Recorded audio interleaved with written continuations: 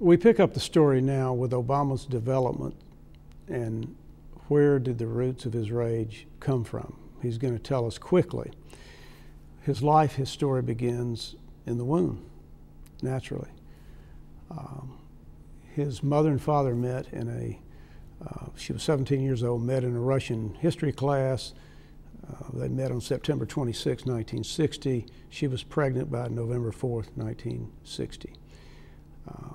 From a story Obama tells in Dreams from My Father, he suggests that they slept together very early, had casual sex. He tells a story of mother on their first date of sorts was waiting in the park for him. Obama is late to the meeting. She's lying on a park bench.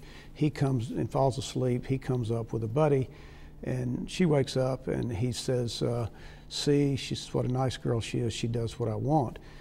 Filled with sexual imagery. But mother's history showed that she was going through a promiscuous stage. Obama Sr. had been reprimanded by his immigration official for his promiscuous behavior while they thought he was married. So he was kind of in trouble for that and been observed about that. So we have a casual pregnancy. We'll get into the story of possibility maybe another a black man was the father, but she knew she was having a black baby, as that will emerge. With a casual pregnancy, what about the possibility of an abortion? It would have been a natural consideration. Hawaii was the first state to legalize abortions, which occurred later in the 60s. Obama mentions this in his book, Dreams from My Father. He mentions that his mother considered an abortion. He also mentions a powerful image of, at the very beginning of the book, talking about his absent father. He tells us how he was shook up by the 9/11 attack. He immediately links that to the image of the slaughtering of innocents.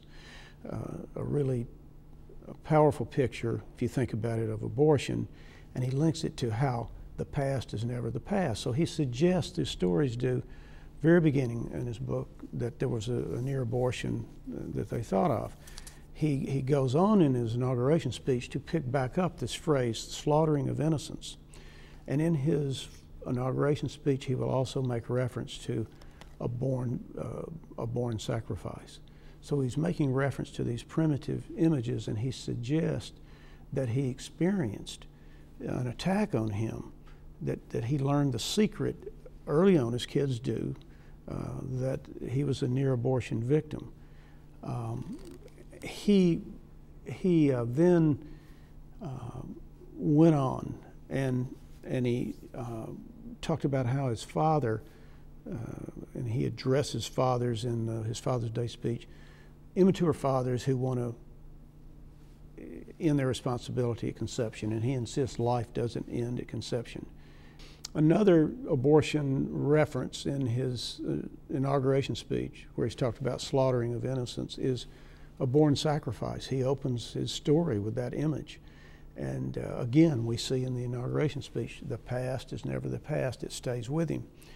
He talks about, in his Father's Day speech, about how fathers want to end their responsibility at conception. He particularly addresses African American fathers, that your responsibility is not over at conception, but hear the message, in life at conception. And I think his father, he's implying his father here, his father's got this 17-year-old girl pregnant.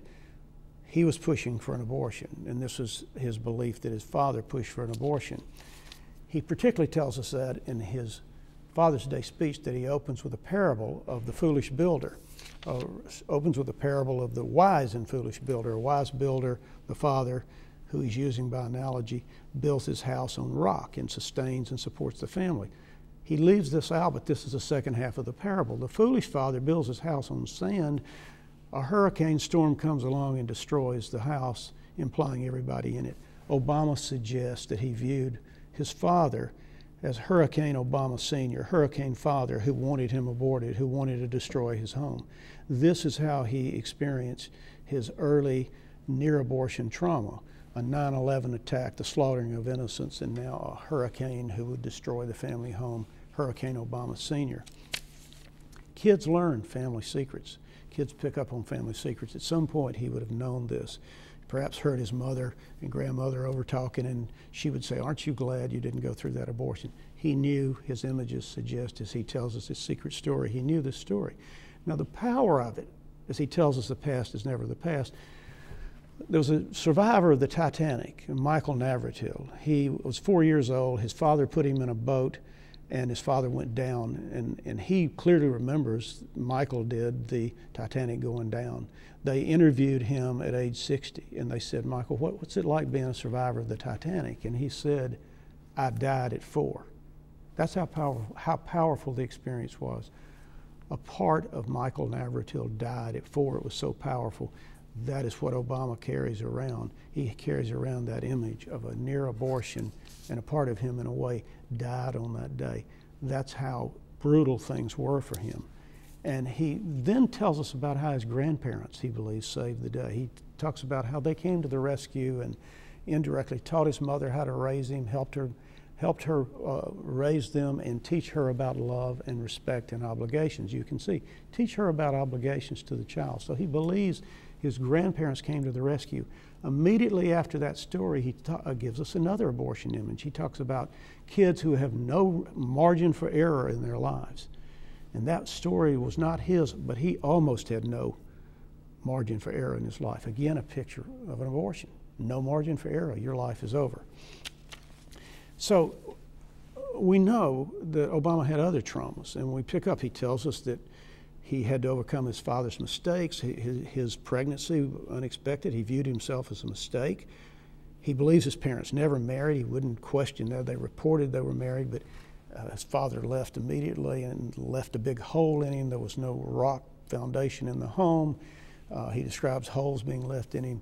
And then his mother leaves his father, and then father abandons the family together, and he sees his father once in his life. So he has these huge father issues, father abandonment issues.